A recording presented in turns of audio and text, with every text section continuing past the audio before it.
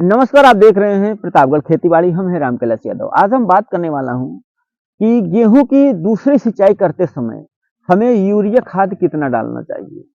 काफी किसान हैं जो अभी दूसरी सिंचाई करने की तैयारी में हैं और उनका ये भी जानना उनके लिए जरूरी है कि हमें यूरिया खाद अगर दे रहे हैं तो हमें कितनी मात्रा में देना पड़ेगा।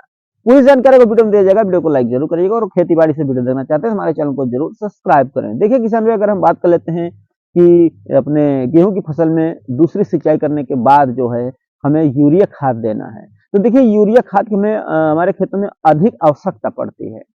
इसमें नाइट्रोजन की मात्रा होती है, तो नाइट्रोजन की से बहुत जरूरत है। क्यों? क्योंकि यही दूसरी सिंचाई में ही उसमें कल्ले भी निकलना है, उसमें बढ़वार भी होना है। उसके बाद जो है उसमें जो बालियां लगेंगी, ये सारी चीजें होंगी, तो इसके लिए उसे ज्यादा से ज्यादा आवश्यकता पड़ती है और समय पर जरूरत पड़ती है।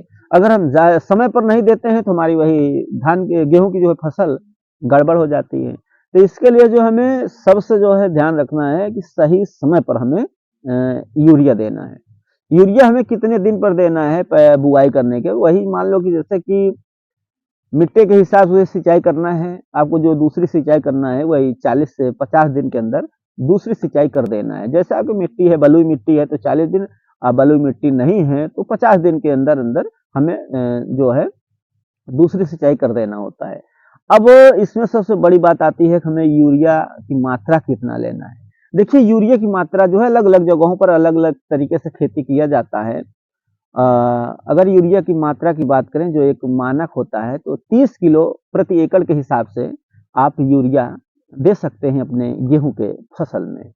और भी जो जिस तरह से आप सिंचाई करते हो, कुछ लोग फुहारा तरीके से किया जाता है, कुछ लोग डायरेक्ट पाइप से सिंचाई करते हैं, कुछ लोग देखा जाता है कि नाली द्वारा सिंचाई करते हैं। मतलब हर तरह से अलग अलग राज्य में अलग अलग तरीके से खेतों में सिंचाई होती है। तो वीडियो अच्छा लगे तो लाइक जरूर करिएगा। अगर मन में सवाल है तो कमेंट करना ना भूलें। वीडियो देखने के लिए धन्यवाद।